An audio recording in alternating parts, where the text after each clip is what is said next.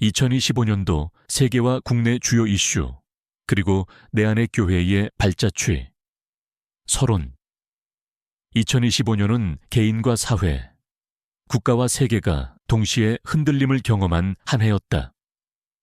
정치, 경제, 외교, 안보, 기후, 기술 전반에 걸쳐 불확실성과 긴장이 일상처럼 이어졌고, 이러한 변화는 더 이상 뉴스 속 먼 이야기가 아니었다. 출근길 지하철에서 마주한 헤드라인, 저녁 식탁에서 나눈 한숨 섞인 대화, 잠들기 전 스마트폰 화면을 통해 확인한 속보들. 이 모든 것이 우리의 감정과 사고방식, 삶의 구조 깊숙한 곳까지 영향을 미쳤다. 세계 질서의 재편, 국내 정치 지형의 변화, 경제적 압박, 사회적 갈등, 그리고 누적된 정신적 피로는 우리 모두가 체감한 현실이었다. 이 글의 목적은 2025년의 사건들을 나열하거나 평가하는 데 있지 않다. 오히려 이 시대를 살아가는 신앙 공동체의 한 구성원으로서 예수는 그리스도라는 고백이 어떻게 우리의 시선을 재정렬했는지를 기록하고자 한다. 특히 이 신앙 고백이 개인의 내면을 어떻게 변화시켰고, 그 변화가 세계 국가교회의 현실을 해석하는 새로운 틀을 어떻게 제공했는지를 중심에 두고 정리하려 한다. 내 안의 교회는 건물이나 제도 중심의 교회가 아니라 개인의 마음 안에 예수는 그리스도라는 진리를 심어가는 공동체로 시작되었다. 지난 32개월간 이어진 영적 훈련은 단순한 종교 활동이 아니라 죄책감과 열등감, 불안과 두려움으로 굳어있던 내면의 구조를 인식하고 그것을 그리스도 안에서 재정렬해가는 과정이었다. 이 여정 속에서 개인의 문제에만 갇혀있던 좁은 시야는 점차 확장되었다. 나의 아픔이 이웃의 아픔과 연결되어 있음을, 교회의 회복이 사회의 치유와 무관하지 않음을, 한 영혼의 변화가 세상을 향한 하나님의 일하심과 맞닿아 있음을 깨달아가기 시작했다. 그 결과 사회와 국가, 세계의 문제들이 더 이상 남의 이야기가 아니라 기도의 책임 영역이자 신앙 고백이 구체화되어야 할 현장으로 인식되기 시작했다. 2025년 한 해 동안 세계와 국내에서 발생한 주요 사건들, 한국 사회가 직면한 어두운 현실, 그리고 개신교회가 겪고 있는 변화의 흐름 속에서 내 안의 교회는 온라인 중심 사역, AI 기반 콘텐츠 제작, 다음 세대를 위한 교육 콘텐츠 개발, 그리고 글로벌 연결망 구축이라는 4가지 방향으로 조심스럽게 발걸음을 남겼다. 이 기록은 성과를 과시하기 위한 보고서가 아니라 시대 한가운데서 교회가 어떤 시선을 유지하려 했고 어떤 방식으로 응답하려 노력했는지에 대한 하나의 증언이다. 본글은 다음의 4부분으로 구성된다. 첫째, 2025년 세계와 국내 주요 이슈를 정리하고 그것이 개인과 사회에 미친 영향을 살펴본다. 둘째, 한국 사회의 어두운 현실을 신앙적 시선에서 해석한다. 셋째, 2025년 개신교회의 주요 흐름과 변화의 방향을 정리한다. 넷째, 이러한 시대적 배경 속에서 내 안의 교회가 걸어온 발자취를 기록한다. 이 글을 통해 2025년이 단지 힘들었던 해로만 기억되기보다 보이는 모든 현실을 기도의 제목으로 받아들이는 시야가 열렸던 해로, 그리고 예수는 그리스도라는 고백이 추상적 신조에서 구체적 삶의 원리로 내려온 해로 정리되기를 바란다. 그리고 이 기록이 개인과 공동체가 다음 걸음을 준비하는데 하나의 영적 이정표가 되기를 기대한다. 제1장, 2025년을 관통한 핵심 고백. 보여지는 모든 것이 기도 제목이 되었다. 2025년을 돌아보며 가장 먼저 확인해야 할 것은 사건의 많고 적음이 아니라 우리가 무엇을 보게 되었는가이다. 한 해 동안 세계와 국내에는 수많은 사건이 발생했고 그 어느 때보다 불확실성과 불안이 일상처럼 이어졌다. 그러나 이 모든 현실보다 더 중요한 질문이 있다. 이 현실 앞에서 우리는 어떤 눈을 가지고 있었는가? 내 안의 교회는 지난 32개월 동안 한 가지 고백을 중심에 두고 훈련해 왔다. 예수는 그리스도, 모든 문제 끝. 이 고백은 단순한 신앙 문장이 아니라 인간의 내면 구조를 근본적으로 흔드는 선언이었다. 왜냐하면 인간은 본능적으로 과거에 붙들리거나 현재에 매몰되거나 미래를 두려워하며 살아가기 때문이다.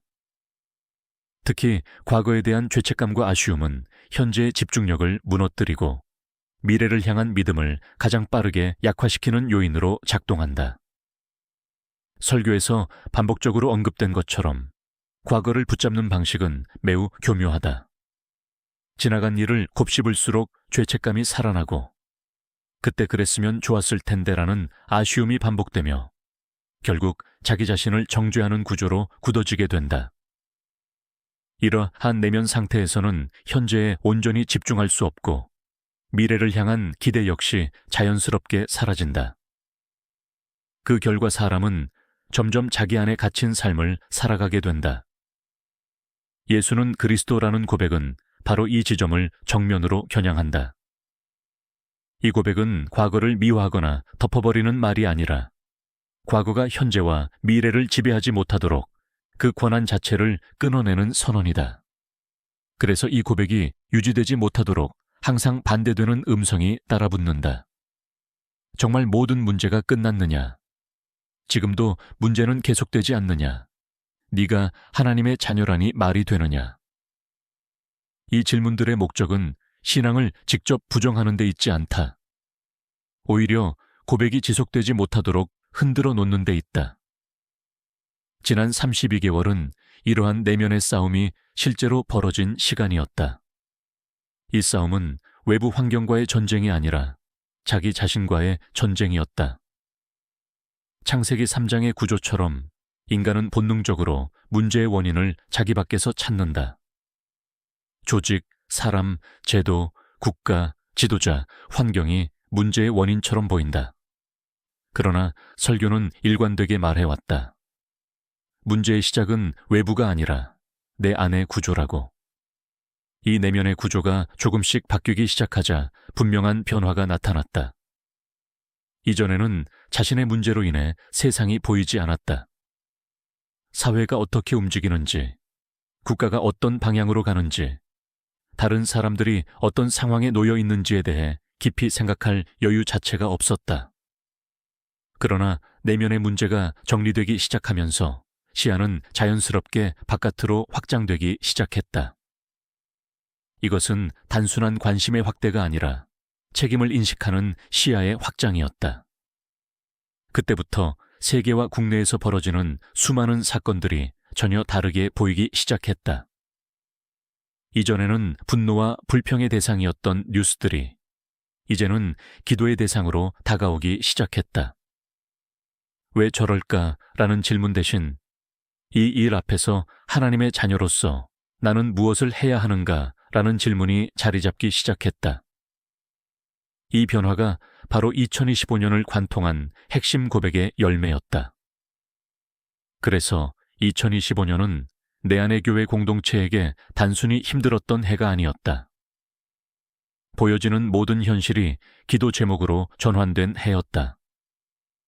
세계 정세의 불안, 국내 정치와 경제의 변화, 사회 전반에 깔린 우울과 불안은 더 이상 체념의 이유가 아니라 하나님의 개입을 구해야 할 이유로 받아들여지기 시작했다. 이러한 변화는 개인의 결단이나 의지에서 비롯된 것이 아니었다. 스스로의 힘으로 마음을 바꾸거나 시선을 넓힌 결과도 아니었다. 설교의 고백처럼 사람은 자기 마음 하나 제대로 바꾸지 못하는 존재이다. 그러나 예수는 그리스도라는 이름을 부르며 기도할 때 하나님의 지혜와 능력이 그 문제 가운데 역사하기 시작했고 어느 순간 이전과는 전혀 다른 눈으로 세상을 바라보고 있는 자신을 발견하게 되었다. 제1장은 바로 이 지점에서 출발한다. 2025년을 이해하기 위해 우리는 먼저 사건보다 고백을, 현실 분석보다 내면의 변화를 기록해야 한다. 이 고백이 있었기에 이후에 다루게 될 세계 이슈, 국내 현실, 교회의 흐름, 그리고 내 안의 교회의 발자취를 올바른 방향에서 읽어낼 수 있다. 제2장 2025년 세계 주요 이슈와 영적 영향. 불안이 세계에서 개인의 마음으로 흘러들어오다. 2025년 세계를 한 단어로 요약한다면 불확실성의 시대였다.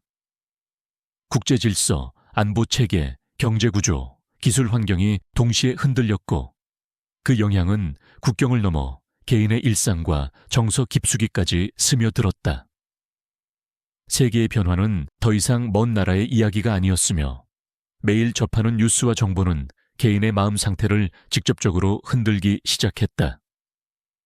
내 안의 교회는 이 한 해 동안 세계에서 일어난 주요 사건들을 단순한 국제정세 변화로만 해석하지 않았다. 오히려 이러한 변화들이 개인의 내면에 어떤 정서적 영적 흔적을 남기는가를 주의 깊게 살폈다. 외부 환경이 불안정해질수록 인간의 마음은 더욱 쉽게 두려움과 불안에 노출되기 때문이다.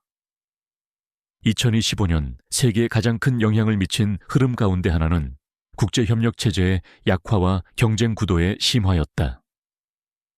각 국가는 동맹과 공조보다 자국의 이익을 우선시하는 방향으로 움직였고 그 결과 글로벌 안보 질서는 분열과 긴장의 상태로 접어들었다. 이러한 변화는 군사 영역에만 국한되지 않고 경제, 외교, 에너지 정책 전반에 연쇄적인 파장을 일으켰다. 특히 기술, 군사, 경제 영역에서의 강대국 간 경쟁은 세계를 점점 더 뚜렷한 진영 구도로 재편했다.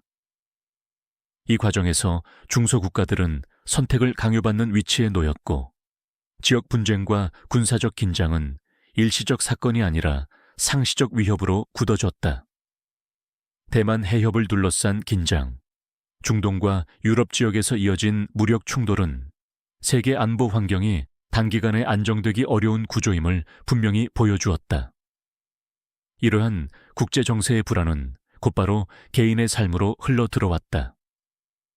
세계 경제의 불확실성은 물가와 환율, 고용 환경에 영향을 미쳤고 전쟁과 갈등의 소식은 막연한 불안과 미래에 대한 두려움을 증폭시켰다. 사람들은 자신도 모르는 사이에 앞으로 어떻게 될 것인가 라는 질문 앞에서 마음의 여유를 잃어가기 시작했다. 여기에 기후변화와 이상기후 현상이 더해졌다. 극단적인 폭염과 홍수, 산불은 특정 지역의 문제가 아니라 전 세계가 동시에 겪는 현실이 되었고 자연재해는 언제든 일상과 삶의 기반을 무너뜨릴 수 있다는 인식을 강화시켰다. 이처럼 반복되는 재난 소식은 개인의 마음속에 통제 불가능한 위기감을 차곡차곡 쌓아 올렸다. 한편 인공지능 기술의 급속한 확산은 또 다른 형태의 불안을 만들어냈다. 생산성과 편의성의 향상이라는 기대와 동시에 일자리 구조의 변화, 데이터 윤리, 저작권 문제, 기술 안전성에 대한 우려가 함께 제기되었다. 기술의 발전은 분명 새로운 가능성이었지만 준비되지 않은 개인에게는 미래를 위협하는 불확실성으로 다가왔다. 이 모든 세계적 변화는 공통적으로 하나의 결과를 만들어냈다. 바로 두려움과 불안, 우울과 좌절이 개인의 마음속에 자연스러운 상태처럼 깔리기 시작했다는 점이다. 사람들은 특별한 사건을 직접 겪지 않았음에도 뉴스와 정보만으로도 심리적 압박을 경험하게 되었다. 이때 인간은 본능적으로 불평하거나 분노하거나 혹은 체념의 상태로 들어가게 된다. 그러나 내 안의 교회는 바로 이 지점에서 다른 해석을 제시한다. 세계의 불안이 커질수록 하나님의 자녀로서의 정체성은 더욱 분명해져야 한다는 것이다. 예수는 그리스도라는 고백은 개인의 문제 해결에만 머무르지 않는다. 이 고백이 실제 삶의 기준으로 작동하기 시작할 때 사람은 세계의 문제를 더 이상 남의 일로 바라보지 않게 된다. 설교에서 반복해서 강조된 것처럼 하나님의 자녀라는 정체성은 기도의 권한과 책임을 동시에 포함한다. 세계의 혼란과 갈등을 보며 분노하거나 체념하는 대신 그 현실을 기도 제목으로 받아들이는 시야가 열리기 시작한다. 이것은 현실을 부정하거나 도피하는 태도가 아니라 현실을 가장 깊이 직면하는 영적 태도이다. 2025년 세계 주요 이슈들은 내 안의 교회 공동체에게 분명한 질문을 던졌다. 이 시대를 살아가는 우리는 어떤 자세로 이 세계를 바라보고 있는가? 그 질문 앞에서 공동체는 하나의 방향으로 정리되었다. 세계를 판단하거나 정죄하는 자리가 아니라 그리스도의 이름으로 중보하며 기도하는 자의 위치에 서야 한다는 인식이었다. 이러한 시야의 전환은 이후 국내 현실을 바라보는 관점에도 결정적인 영향을 미쳤다.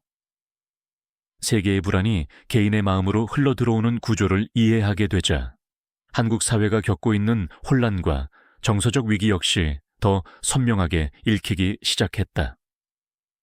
다음 장에서는 2025년 국내 주요 이슈를 통해 이 세계적 흐름이 한국 사회와 개인의 삶 속에서 어떻게 구체적으로 드러났는지를 살펴보고자 한다. 제3장 2025년 국내 주요 이슈와 사회 정서. 뉴스가 삶을 압박할 때 마음은 어디로 향하는가? 2025년 한 해 동안 대한민국 사회는 쉼없이 변화와 충돌을 경험했다. 정치, 경제, 사회, 문화 전반에 걸쳐 굵직한 이슈들이 연이어 등장했고, 이러한 사건들은 단순한 정보의 차원을 넘어 국민 개개인의 정서와 삶의 태도에 직접적인 압박으로 작용했다. 뉴스는 더 이상 객관적 소식에 머물지 않고 하루의 기분과 마음 상태를 좌우하는 요소가 되었다. 국내 주요 이슈 가운데 가장 먼저 체감된 변화는 정치 지형의 급격한 전환이었다. 대통령 탄핵과 이어진 정치적 혼란, 조기 대선과 새 정부 출범은 사회 전반에 불안과 기대가 동시에 교차하는 분위기를 형성했다. 정치적 사건들은 각자의 입장에 따라 해석되었고, 그 과정에서 사회적 분열과 감정적 대립은 더욱 깊어졌다. 많은 이들에게 정치는 희망의 영역이라기보다 피로와 분노를 유발하는 영역으로 인식되기 시작했다. 경제적 환경 역시 안정과는 거리가 멀었다. 주식시장 지수의 상승이라는 긍정적인 신호가 있었음에도 환율 급등과 체감 경기 침체는 개인의 삶에 직접적인 부담으로 다가왔다. 물가 상승과 미래에 대한 불확실성은 특히 가정과 직장인들에게 지속적인 긴장 상태를 만들었고, 경제 뉴스는 안도보다 걱정을 먼저 불러오는 정보가 되었다. 사회 전반에서는 대형 정보 유출 사건과 국제 범죄 이슈가 연이어 발생하며 안전과 신뢰에 대한 의문이 커졌다. 디지털 환경의 확장은 편리함과 동시에 사회적 취약성을 드러냈고, 개인 정보와 일상의 안전이 언제든 위협받을 수 있다는 인식이 확산되었다. 이러한 흐름은 사회 전반에 설명하기 어려운 불안감을 더욱 짙게 남겼다. 한편 문화와 예술 영역에서는 세계적으로 인정받는 K 콘텐츠의 성과라는 밝은 소식도 존재했다. 글로벌 무대에서의 성취는 한국 사회에 분명한 자긍심을 안겨주었다. 그러나 이러한 긍정적인 뉴스가 사회 전체의 정서를 근본적으로 전환시키기에는 한계가 있었다. 많은 이들에게 기분 좋은 소식은 잠시였고, 곧 다시 일상의 부담과 현실의 무게가 마음을 짓눌렀다. 이러한 상황 속에서 사람들의 일상 대화는 점점 비슷한 방향으로 수렴되기 시작했다. 요즘 왜 이렇게 힘드냐? 나라가 왜 이러냐? 앞으로 어떻게 되겠냐? 이 질문들은 어느새 인사가 되었고, 그 끝에는 짜증과 불평, 그리고 설명하기 어려운 무력감이 남았다. 국내 주요 이슈들은 서로 다른 성격을 지니고 있었지만 공통적으로 사람들의 마음을 소진시키는 방향으로 작동하고 있었다. 설교는 이러한 사회 정서를 단순한 개인의 성향이나 심리적 문제로 해석하지 않는다. 오히려 이것은 창세기 3장 이후 인간이 반복해온 구조적 반응으로 이해된다. 문제의 원인을 외부에서 찾고 책임을 타인과 제도, 국가에 전가하며 결국 분노나 체념으로 마무리되는 흐름이다. 이 구조 안에 머무를수록 사회는 더욱 분열되고 개인은 점점 고립된 존재가 된다. 그러나 내 안의 교회는 바로 이 지점에서 하나의 분기점을 발견했다. 국내 이슈들이 계속해서 마음을 압박할수록 예수는 그리스도라는 고백의 필요성은 더욱 분명해졌다. 이 고백은 현실을 외면하게 만들지 않는다. 오히려 현실을 직면하되 그 현실을 감당하는 기준을 근본적으로 바꾸는 역할을 한다. 정치적 변화와 경제적 불안, 사회적 갈등을 바라보는 시선이 달라지기 시작했다. 분노하거나 불평하는 대신 그 이면에 깔린 두려움과 불안을 인식하게 되었고 그것을 기도의 자리로 가져가야 할 책임으로 받아들이게 되었다. 이는 개인의 신앙 태도 변화일 뿐 아니라 공동체 전체의 정서가 전환되는 과정이었다. 2025년 국내 주요 이슈들은 내 안의 교회 공동체에게 또 하나의 질문을 던졌다. 이 나라의 현실 앞에서 우리는 어떤 존재로 서 있는가? 그 질문에 대한 답은 분명해졌다. 하나님의 자녀로서 현실을 정죄하거나 회피하는 자가 아니라 기도로 이 땅을 품는 자로 서야 한다는 인식이었다. 이러한 인식은 다음 장에서 다룰 대한민국의 어두운 현실을 바라보는데 중요한 기준이 된다. 표면적인 사건 너머에 자리한 사회적 상처와 마음의 붕괴를 어떻게 이해할 것인가?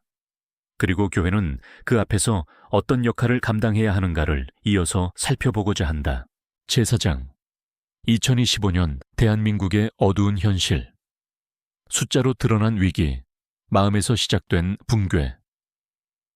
2025년 대한민국을 바라볼 때 단순한 사건의 나열만으로는 이 시대의 본질을 설명하기 어렵다. 표면적으로 드러난 통계와 뉴스 뒤에는 훨씬 더 깊고 구조적인 마음의 붕괴가 자리하고 있기 때문이다. 이 장에서는 2025년 한 해 동안 반복적으로 드러난 대한민국의 어두운 현실을 사회 현상 그 자체보다 인간의 내면 구조라는 관점에서 살펴보고자 한다. 가장 충격적인 지표 가운데 하나는 자살률의 지속적인 증가였다. 2024년 기준 자살 사망자는 14,000명을 넘어섰고 이는 2011년 이후 최고 수준이다.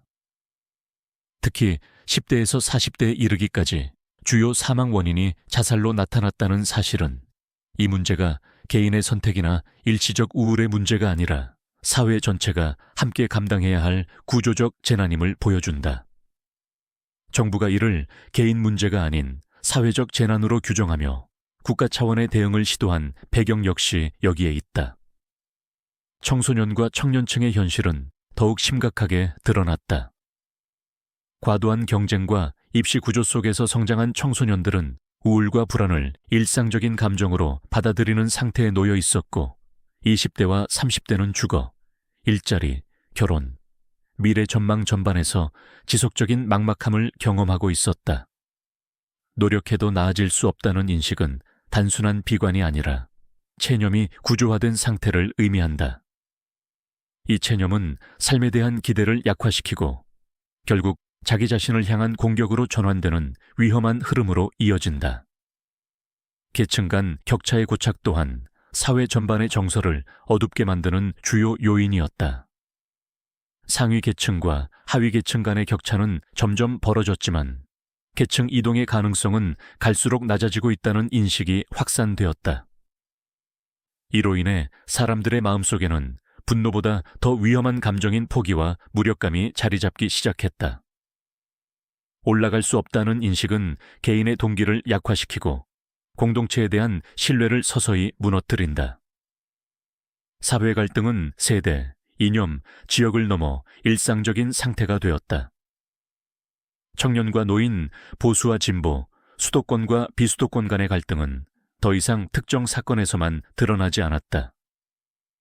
정치적 담론과 미디어 환경은 이러한 갈등을 조정하기보다 오히려 증폭시키는 방향으로 작동해왔고 그 결과 사회 전체는 지속적인 긴장과 피로의 상태에 놓이게 되었다. 여기에 더해 강력 범죄와 무차별 사건에 대한 반복적인 보도는 국민들의 안전인식을 근본적으로 흔들었다. 납치, 살인, 흉기 난동, 아동 대상 범죄 등은 어디도 안전하지 않다는 불안을 확산시켰고, 이는 개인의 일상과 인간관계에까지 영향을 미쳤다. 공동체의 안전망이 무너지고 있다는 인식은 사람들을 더욱 고립시키는 방향으로 작용했다. 경제 상황 역시 체감 불안을 키우는 요소로 작용했다. 그것이 지표상 일부 회복 신호가 있었음에도 불구하고 많은 가정과 개인은 실질적인 경기 침체를 경험하고 있었다. 특히 30대와 40대는 가정과 직장, 노후 준비에 대한 압박 속에서 경제적 불안이 심리적 부담으로 이어지는 현실을 겪고 있었다. 고령 인구의 급증과 함께 노인 빈곤과 고독사 문제 역시 해결되지 않은 채 지속되며 사회적 불안을 더욱 가중시켰다. 디지털 환경에서의 문제 또한 이 시대의 어두운 단면을 보여준다. 온라인 공간에서의 악성 댓글, 인신공격, 여론 재판은 일상화되었고, 이는 개인의 정신 건강과 사회적 신뢰를 심각하게 훼손하고 있다. 익명성과 속도 중심의 소통 구조는 공감과 책임을 약화시키며 사회 전반의 냉소와 불신을 확산시키는 결과를 낳았다. 이 모든 현실을 종합해 볼 때 2025년 대한민국의 어두운 모습은 단순히 제도의 실패나 경제적 어려움만으로 설명되기 어렵다. 설교에서 지적하듯 이는 창세기 3장 이후 인간이 반복해온 구조적 문제의 현대적 형태라고 할 수 있다.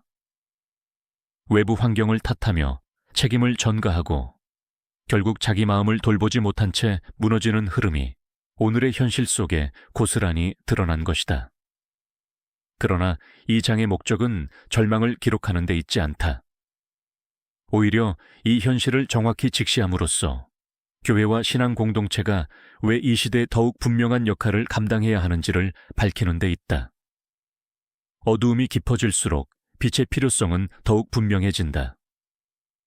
다음 장에서는 이러한 사회적 정서적 위기 속에서 2025년 한국 개신교회가 어떤 흐름과 과제를 마주했는지, 그리고 교회가 이 시대 앞에서 어떤 준비와 방향을 요구받고 있는지를 이어서 살펴보고자 한다. 제5장 2025년 개신교회의 흐름과 과제. 140년의 역사 앞에서 교회는 무엇을 준비하고 있는가? 2025년은 한국 개신교회가 이 땅에 복음을 전한 지 140년이 되는 해였다. 이 숫자는 단순한 연도가 아니라 한국 사회 속에서 교회가 어떤 역할을 감당해 왔으며 앞으로 어떤 책임을 져야 하는지를 다시 묻게 하는 기준점이 되었다. 지난 140년 동안 교회는 교육, 의료, 사회개혁, 복음 전파에 이르기까지 다양한 영역에서 중요한 역할을 감당해 왔다. 그러나 동시에 교회는 시대 변화에 대한 대응의 한계, 사회적 신뢰의 약화, 다음 세대 이탈이라는 현실 앞에 서 있었다. 2025년 개신교회의 흐름은 단순히 성장이나 쇠퇴라는 이분법으로 구분하기 어려웠다. 오히려 전환의 시기라는 표현이 더 적절하다. 교회는 이제 더 이상 기존의 방식만으로는 시대가 던지는 질문에 응답할 수 없는 지점에 도달했기 때문이다. 이에 따라 교회 안팎에서는 무엇을 지킬 것인가와 동시에 무엇을 내려놓고 무엇을 새롭게 준비해야 하는가에 대한 논의가 본격화되었다. 가장 두드러진 변화 중 하나는 미디어 선교의 확장이었다. 디지털 환경과 인공지능 기술의 발전은 복음 전달의 내용이 아니라 방식 자체를 근본적으로 변화시키고 있다. 설교와 교육, 상담과 양육은 더 이상 오프라인 공간에만 머무르지 않게 되었고, 온라인 플랫폼과 영상 콘텐츠는 교회의 보조수단이 아닌 핵심 사역 도구로 자리 잡기 시작했다. 2025년 한 해 동안 각 교단과 개교회는 디지털 선교와 관련된 세미나와 연구를 활발히 진행하며 새로운 시대에 맞는 복음 전달 구조를 모색했다. 이 과정에서 AI 기술의 교회 내 활용 역시 중요한 분기점으로 떠올랐다. 인공지능은 단순한 편의 도구를 넘어 콘텐츠 제작, 성경 교육, 선교 전략, 상담 보조 등 다양한 영역에서 실제적인 가능성을 보여주고 있다. 물론 기술에 대한 우려와 신중함도 함께 제기되었지만 분명해진 사실은 AI가 더 이상 교회 밖의 이야기가 아니라는 점이었다. 교회는 이제 기술을 거부할 것인가의 문제가 아니라 복음의 관점에서 어떻게 분별하여 사용할 것인가 라는 선택의 기로에 서게 되었다. 또 하나의 중요한 흐름은 다음 세대에 대한 위기의식이 절박한 과제로 전환되었다는 점이다. 출생률 감소와 청소년 청년층의 신앙 이탈은 이미 오래전부터 제기되어 온 문제였지만 2025년을 지나며 이 문제는 더 이상 미래의 과제가 아닌 현재의 책임으로 인식되기 시작했다. 교회는 단순히 다음 세대를 교회 안으로 불러들이는 것을 넘어 이들이 살아가는 현실과 언어, 문화의 구조 안으로 들어가야 한다는 공감대를 형성하기 시작했다. 그 결과 교육 방식, 콘텐츠 형식, 소통 구조 전반에 대한 재검토가 이루어졌다. 교단 차원에서는 연합과 협력에 대한 재인식도 나타났다. 교단 간의 역사적 갈등과 분리는 여전히 존재했지만 140주년이라는 시간의 무게 앞에서 일부 교단들은 협력과 연대를 통해 미래를 모색하려는 움직임을 보였다. 이는 단순한 조직 통합의 문제가 아니라 분열된 교회의 모습이 사회에 어떤 메시지를 주고 있는가를 다시 돌아보게 한 계기였다. 기독교 미디어 영역에서도 변화의 흐름은 분명히 감지되었다. 기독교 방송과 언론은 오랜 시간 교회의 목소리를 전달해 왔으며 2025년을 기점으로 콘텐츠 형식의 다양화와 플랫폼 확장을 본격적으로 시도하고 있다. 이는 교회 내부를 향한 소통을 넘어 교회 밖의 사람들에게 신앙의 언어를 어떻게 전달할 것인가에 대한 고민이 구체화된 결과였다. 이 모든 흐름을 종합해 볼 때 2025년 개신교회가 마주한 과제는 분명하다. 교회는 더 이상 과거의 방식만을 고수할 수 없으며 동시에 본질을 잃은 채 변화만을 추구할 수도 없다. 복음의 핵심은 지키되 전달의 방식과 접근의 언어는 시대에 맞게 새롭게 준비해야 하는 전환점에 서 있는 것이다. 이러한 전환의 흐름 속에서 내 안의 교회가 걸어온 길은 한국교회 전체가 마주한 고민과 깊이 맞닿아 있다. 다음 장에서는 2025년이라는 시대적 배경 속에서 내 안의 교회가 어떤 방향성을 가지고 사역을 이어왔는지, 그리고 그 발자취가 어떤 의미를 갖는지를 구체적으로 기록하고자 한다. 제6장 2025년 내 안의 교회의 발자취. 건물 없는 교회가 남긴 흔적. 2025년을 통과하며 내 안의 교회는 다시 한번 자신이 무엇을 하느냐보다 왜 이 길을 가고 있는가를 점검하는 시간을 가졌다. 내 안의 교회는 처음부터 공간이나 규모를 중심에 두지 않았다. 이 공동체는 개인의 마음속에 예수는 그리스도를 실제로 심고 그 고백이 삶에서 작동하도록 돕는 교회로 출발했고 그 정체성은 2025년 한 해 동안 더욱 또렷해졌다. 내 안의 교회의 사역은 눈에 보이는 예배당을 중심으로 진행되지 않는다. 대신 온라인 기반의 플랫폼과 콘텐츠를 통해 각자의 삶의 자리에서 영적 훈련이 지속되도록 돕는 구조를 가지고 있다. 이 방식은 단순한 효율이나 편의의 문제가 아니라 문제가 발생하는 자리로 직접 들어가기 위한 선택이었다. 현대 사회에서 사람들은 교회 공간보다 삶의 현장에서 먼저 문제와 마주하고 있기 때문이다. 지난 32개월 동안 이어진 영적 훈련의 핵심은 한 가지였다. 예수는 그리스도를 내 마음속에 지속적으로 심는 훈련. 이 훈련은 감정의 고양이나 일시적인 결단을 목표로 하지 않았다. 오히려 죄책감, 열등감, 두려움, 불안이 어떻게 내면의 구조로 굳어지는지를 직면하고 그 구조 안에 그리스도의 이름을 실제로 적용하는 훈련이었다. 이러한 개인 중심의 훈련은 자연스럽게 성도 각자의 삶의 태도와 방향의 변화를 가져왔다. 2025년 한 해 동안 내 안의 교회 공동체 안에서는 신앙과 삶을 분리하지 않으려는 움직임이 두드러지게 나타났다. 자신의 전문 영역에서 상위 수준을 향해 도전하는 모습 역시 나타났지만 그 목적은 성공이나 성취 자체가 아니라 각자의 삶의 현장에서 복음의 증인으로 서기 위한 준비라는 인식이 분명히 자리 잡고 있었다. 사역의 방식에서도 중요한 전환이 이루어졌다. 2025년 내 안의 교회는 인공지능 기술을 적극적으로 활용하며 콘텐츠 사역에 집중했다. 영상, 음성, 이미지, 글 등 다양한 형태의 콘텐츠 제작에 재정과 시간을 투자했는데 이는 교회를 알리기 위한 홍보가 아니라 사람들이 실제로 붙들고 있는 질문, 왜 예수가 그리스도여야 하는가에 직접 들어가기 위한 선택이었다. 특히 음악과 영상 콘텐츠는 내 안의 교회의 중요한 사역 영역으로 자리 잡았다. 설교라는 형식에 국한되지 않고 일상 속에서 부담 없이 접할 수 있는 콘텐츠 안에 복음의 메시지를 담아내려는 시도가 지속되었다. 이 과정에서 어린이와 다음 세대를 위한 콘텐츠 제작은 선택이 아닌 필수 과제로 인식되었고, 이는 다음 세대가 이미 교회 밖의 문화와 미디어 환경 속에서 먼저 세계관을 형성하고 있다는 현실을 반영한 결정이었다. 온라인 기반 사역은 자연스럽게 실시간 소통과 글로벌 연결로 확장되었다. 페이스북, 유튜브, SNS 생방송을 통한 소통은 단방향 전달이 아니라 함께 반응하고 함께 기도하는 구조로 이루어졌고, 이를 통해 국내뿐 아니라 해외에 있는 성도들과도 연결되었다. 호주, 독일을 비롯한 여러 지역에서 내 안의 교회의 콘텐츠를 접하고 함께 기도하는 흐름이 자연스럽게 이어졌다. 또한 2025년은 외부 네트워크가 확장된 해이기도 했다.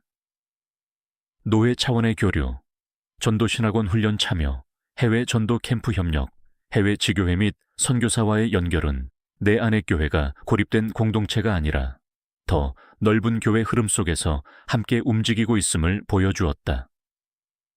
이러한 연결은 규모 확장이 아닌 복음 사역의 연합과 협력을 위한 기반이었다. 2025년 내 안의 교회의 발자취를 한 문장으로 정리한다면 다음과 같다. 사람의 문제 한가운데로 들어가는 교회. 내 안의 교회는 문제를 피해가지 않고 그 문제의 중심으로 들어가 그리스도의 이름을 실제로 적용하는 길을 선택해왔다. 제7장 결론. 하나님의 자녀로서 시대를 살아간다는 것. 2025년을 지나며 분명해진 한 가지 사실이 있다. 이 한 해는 단순히 어려운 사건이 많았던 시기가 아니라 각자가 어떤 정체성으로 이 시대를 살아가고 있는지가 드러난 시간이었다는 점이다. 세계의 혼란, 국내 사회의 불안, 교회와 개인이 직면한 위기들은 모두 하나의 질문으로 모아졌다. 너는 누구인가? 그리고 이 현실 앞에서 어떻게 반응할 것인가? 내 안의 교회 공동체는 이 질문 앞에서 한 가지 고백으로 다시 섰다. 예수는 그리스도, 나는 하나님의 자녀. 이 고백은 상황을 즉시 바꾸는 말이 아니라 상황을 해석하고 반응하는 기준을 바꾸는 선언이었다. 이 고백이 내면에 자리 잡을수록 세상은 더 이상 두려움의 대상이 아니라 기도의 대상으로 보이기 시작했다. 개인의 내면이 변화되자 시야가 확장되었다. 자신의 문제에 갇혀 있을 때는 보이지 않던 사회와 국가, 세계의 현실이 보이기 시작했고, 그 현실 앞에서 분노하거나 체념하기보다 하나님의 자녀로서 감당해야 할 책임이 인식되기 시작했다. 이는 더 열심히 살겠다는 결심이 아니라 기도의 자리로 방향을 전환한 변화였다. 이 글을 통해 기록한 세계와 국내의 주요 이슈, 한국 사회의 어두운 현실, 개신교회의 흐름, 그리고 내 안의 교회의 발자취는 하나의 결론으로 모인다. 보여지는 모든 현실은 기도 제목으로 주어졌다는 사실이다. 현실은 우리를 낙담시키기 위해 주어진 것이 아니라 하나님께 나아가도록 부르기 위해 주어진 자리라는 인식이다. 2026년을 향해 나아가며 내 안의 교회는 다시 한번 이 방향을 붙잡고자 한다. 건물이나 규모가 아니라 개인의 마음속에서 그리스도의 이름이 실제로 작동하는 공동체. 체념이 아니라 기도로 시대를 품는 공동체. 그리고 각자의 삶의 자리에서 세상의 흔적을 남기는 증인으로 살아가는 공동체. 이 기록이 한 해를 정리하는 문서로만 남지 않기를 바란다. 오히려 이 글이 다음 걸음을 준비하는 기준점이 되어 각자의 삶과 사역의 자리에서 예수는 그리스도라는 고백이 계속 이어지는 증거가 되기를 기대한다.